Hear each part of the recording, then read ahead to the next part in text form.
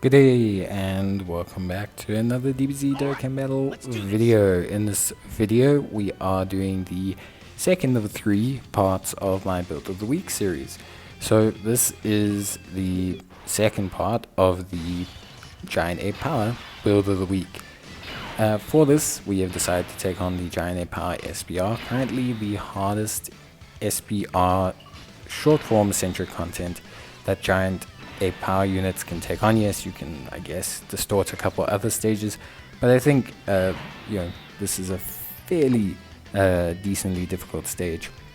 Now, of course, I think the Giant Ape Power team does well. I've decided to bring a GT variant in here. I did recently clear it with the Dragon Ball Heroes team, but I decided, you know what, let's go for a GT variant because, well, why not?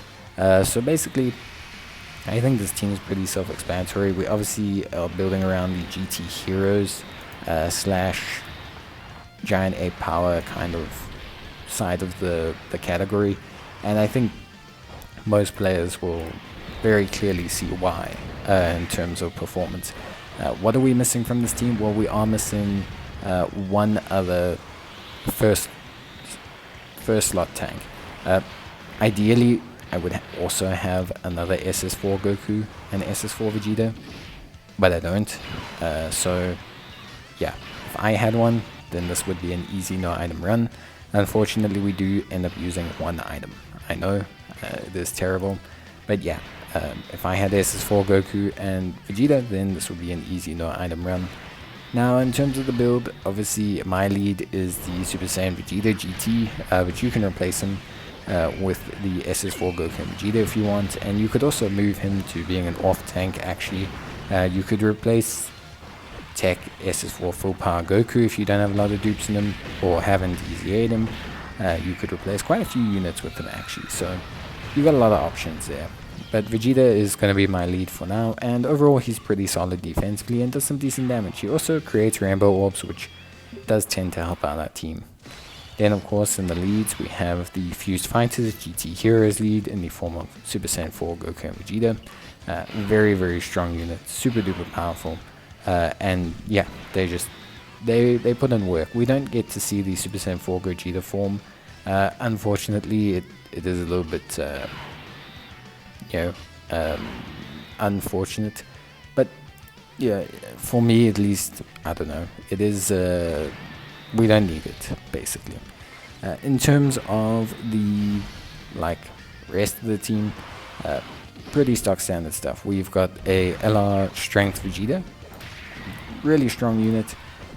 Easy A, I think, did them really well. Still does have build-up time, much like Goku. They still do have a build-up time, but that massively raising attack and defense really helps them out with holding their own in a lot of content.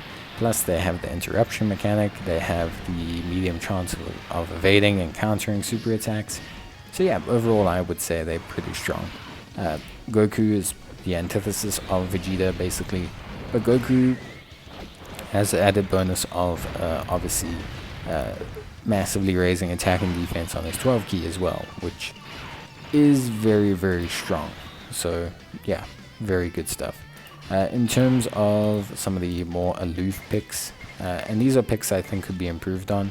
So, Full Power Super Saiyan 4 Goku is pretty good, but I just don't have a lot of dupes in him, so something he can be improved on. But I do think he needs at least one dupe to really look good. I literally only have him at 55%. Then, if we look at the Super Saiyan 4, the Int Super Saiyan 4 Vegeta, again, also still a very good unit. I again just only have him with one dupe, so it's really that's really where it becomes a little bit kind of questionable. Is unfortunately I only have exactly one dupe in the unit, or no dupes in the units, and that tends to cause me some issues, especially when you're going for no item runs. Units would look a lot better if they had more than 0 dupes. They're more than 55%. Now, obviously, Super Saiyan 4 Gogeta, the tech one, also an incredibly strong unit. We've got him greatly raising attack and defense for one turn. causing immense damage to the enemy, greatly lowering defense. He is extreme class enemies, attack of minus 20%, which is really solid, attack and defense of 150%, high chance of attacks being effective against all types, plus an additional attack and defense of 20% up to 50% for 5 turns with each super attack performed. And he's got a great chance of evading the enemy's super encountering, so just very solid again. You'll see here I used a Ghost Usher.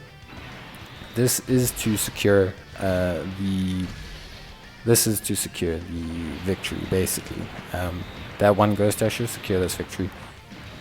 I think it would have been far too touch and go to let any of these units take a lot of attacks there. Maybe Super Saiyan 4 Goku could have just barely survived, but then we would have been relying on a lot of additional super attacks, and we actually don't get them. Like Gogeta should be firing his additional super, he doesn't.